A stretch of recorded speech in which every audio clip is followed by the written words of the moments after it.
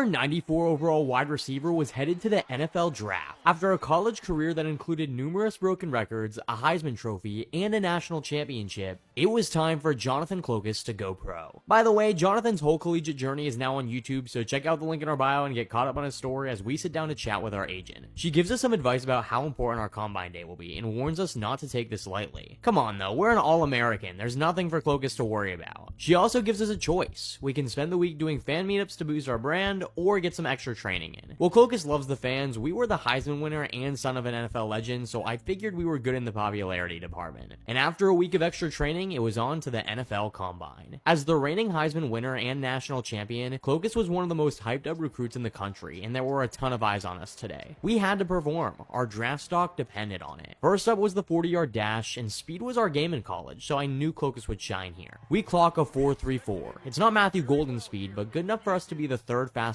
receiver in the draft. After flexing our strongest muscle, it was time to flex our weakest. Literally. As in the bench press, we actually did much better than anticipated. Clokus was never a big dude, still only 185 pounds, but the extra training right before the combine helped us to finish 24th among receivers. I know that sounds bad, but we were expected to do way worse. Clokus was tired of these drills though. He was ready to get out there and run some real routes. This is where Jonathan thrived, catching everything thrown our way. After going 8 and 8 running routes and some other drills, our day was finished. As expected, what really stood out was our speed, though we also finished top 10 in the 20-yard shuttle. With the decent numbers, along with our college resume, Clokus was projected to be a top 10 pick, and we were feeling good. All that was left were a couple GM interviews, and we weren't Shedeur Sanders, so I was feeling pretty confident. 4th and goal and we need to play? Psh, it doesn't matter who's open, give me the ball. We see a teammate violated curfew during Super Bowl week? Don't worry, coach, I'll talk some sense into him. How do we express ourselves on the field?